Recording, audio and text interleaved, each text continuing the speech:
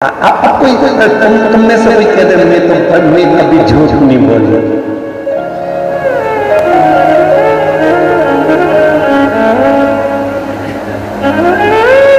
कभी कभी टेढ़ी चोटी वाली की भी चोटी सीधी हो जाती है। हमने भी देखी वो फिल्म भला है बुरा जैसा मेरा कभी कभी टेढ़ी चोटी वाली की भी चोटी सीधी हो जाती है। पर याद रख लेना, मनुष्य की देह मिल जाए और तुम कहो कि मैं झूठ नहीं बोलता। तुम मनुष्य की देह मिल जाए और तुम कह दो मैं कपट नहीं करता। मनुष्य की देह मिल जाए तुम कह दो मैं ईर्ष्या नहीं करता। मनुष्य की देह मिल जाए और तुम कह दो कि मैंने किसी को धोखा नहीं दिया। मनुष्य की देह मिल जाए और तुम कह दो कि मैंने किसी को गाली नहीं दी। मनुष्य की देह मिल जाए और तुम कह दो मैंने किसी का अहित नहीं करा। तो भूतना परिषद अहंकार काम लोभ आसक्ति वासना तृष्णा क्रोध ये मनुष्य की देह में भगवान देकर करता है। इसलिए पृथ्वी पर अगर जन्म हुआ है तो एक बार शंकर भगवान का भजन जरूर करना, क्योंकि पापी को विपराम करने वाला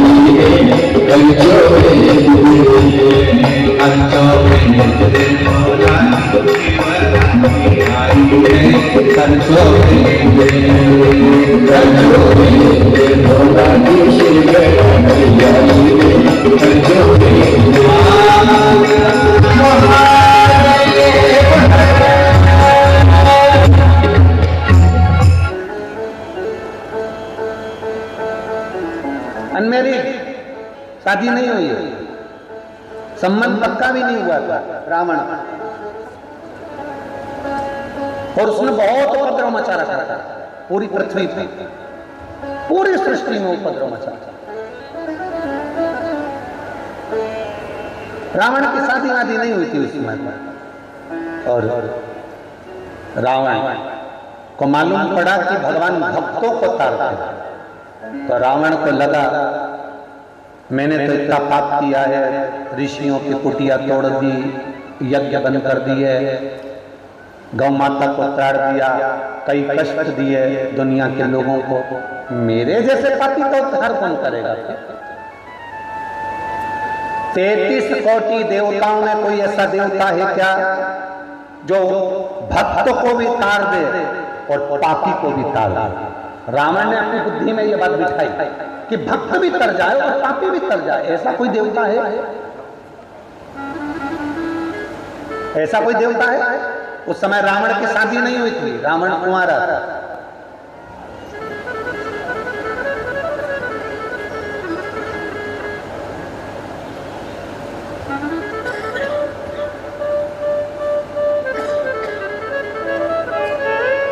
रावण भटकता रहा,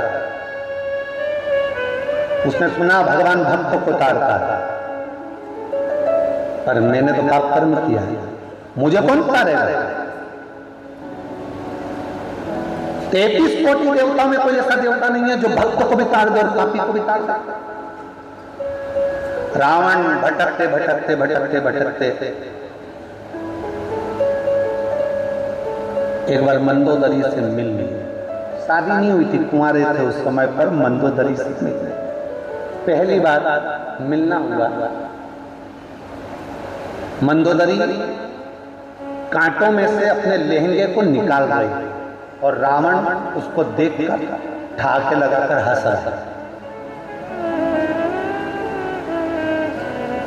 बहुत तेज रावण के चेहरे पर हंसी थी और मंदोदरी अपना लहंगा निकालता था, अपना लहंगा कांटों में से निकाला। रावण ने ठाका लगाया, हंसा। मंदोदरी ने घूर कर रावण को देखा, लंकाधिपति लंकेश को देखा। देखते से ही मंदोदरी ने रावण से कहा, आप मुझे कांटों में फंसा हुआ देखकर मुस्कुरा रहे हो, थोड़ी सहायता करोगे तो मेरा ये लहंगा, मेरा ये वस्त्र इस कांटे में से निकल जाए। रावण ने मंदोदरी से प्रश्न किया। शायद दुनिया में शादी करने से पहले लोग 50 प्रश्न करते हैं लड़की से, तुम पढ़ाई क्या करी हो, तुम्हें रसोई घर का सारा काम आता है, तुमने कोचिंग कहाँ करी है, कौन सी कंपनी में जॉब है, तुम्हारी हॉबी क्या है, तुम कितने बहन भाई हो, तुम सिलाई कढ़ाई बुनाई सब जानती हो, तुम कहाँ घूमना पसंद करती हो, तुम्हारे फ्रेंड कितने हैं, तुम मोबाइल पर क्या देखती हो, क्या चलाती हो, क्या करते हो। लड़का लड़की से 50 प्रश्न करता है, लड़की लड़के से 50 प्रश्न करती है। पर शायद पहली बार ऐसा विवाह हुआ होगा जिसमें मंदोदरी और रावण का संवाद हुआ। शायद आपने ये कथा आज तक सुनी कि नहीं सुनी, हमको नहीं मालूम। पर शंकर का भक्त रावण, शिव का भक्त लंकेश मंदोदरी से जब पहली बार मिला और पहली बार मिलने पर रावण ने मंदोदरी कर रही है, मेरा लहंगा निकालने की जगह तुम हंस रहे हो, ठाका लगा रहे हो, मुस्कुरा रहे हो।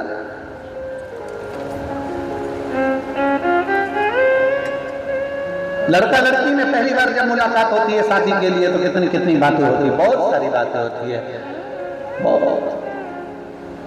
लड़की भी कह देती है एक बार बस अपनी शादी हो जाए, मैं पूरे घर को स्वर्ग बना दूंगी और घर में रहने वालों को स्वर्गवासी बना दूंगी। घर को ये स्वर्ग बनाएगी तो उसमें रहने वाले तो वैसे स्वर्गवासी हो जाएगा। बोले तो बोले, बस शादी हो जाने दो।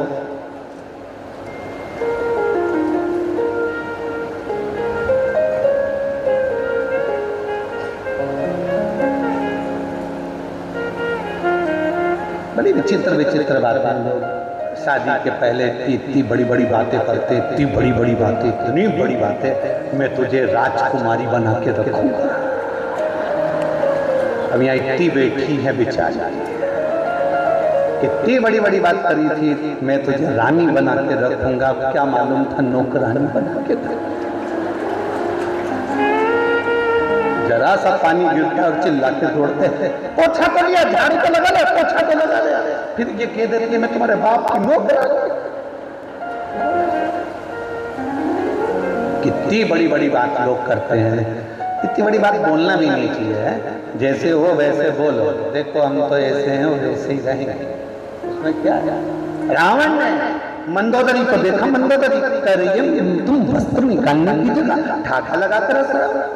रावण कहता है मेरा एक प्रश्न है, अगर तुमने उस प्रश्न का उत्तर दे दिया तो मैं तुम्हारा वस्त्र भी निकाल दूंगा और जिंदगी भर तुम्हें अपनी रानी बनाकर रखूंगा और तुम जैसा कहोगी वैसा करूंगा, तुम जैसा कहोगी वैसा करूंगा। बस एक प्रश्न है, उस प्रश्न का उत्तर दे दीजिए।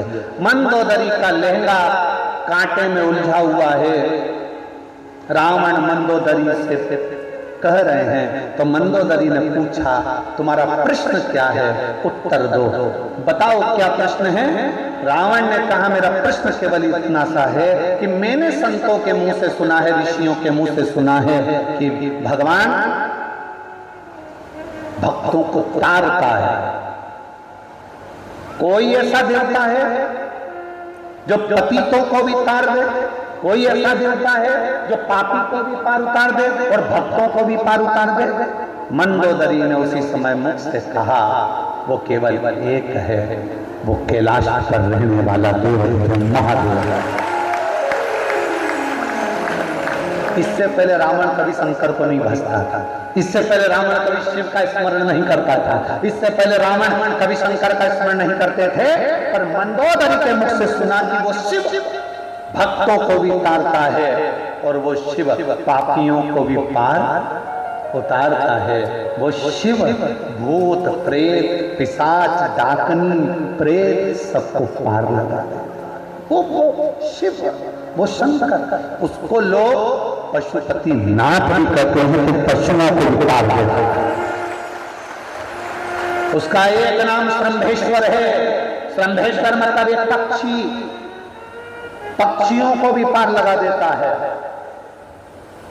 पशुपति नाथ बनकर पशुओं को पार लगा देता है। महेश्वर बनकर संसार की संरचना का आनंद पा देता है। वो साधारण नहीं। रावण ने मंदोदरी के वस्त्र को निकाला और रावण ने उस दिन सोच लिया कि अब मुझे कुछ नहीं करना है। सारे देवताओं को तो बंदी बना लिया है, महादेव को बंदी नहीं बनाना, उनकी आराधना करना है, क्योंकि वो पापियों को भी तार देता है, पतितों को भी पार उतार देता है। रावण से मंदोदरी ने फिर एक प्रश्न किया, जरा सुनिएगा उस प्रश्न को। रावण से मंदोदरी प्रश्न करता, मंदोदरी ने पूछा रावण से, तुमने प्रश्न करा कि भक्तों को तारते हैं, पापियों को कोई तारने वाला भगवान है, पापी और भक्त दोनों को तारे, तो आपने कह दिया महादेव है। मंदोदरी ने प्रश्न किया, तुम भक्त हो कि पापी हो? अब किसी की शादी हो रही हो और लड़के पीछे रहे, पीते हो?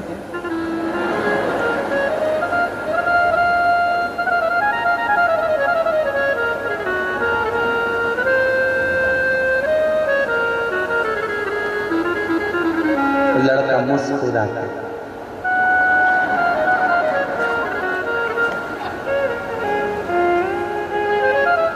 मेरी सौगंध खाओ। लड़के ने सोचा खा लो, मर भी जाएगी तो दूध पिया जाएगा।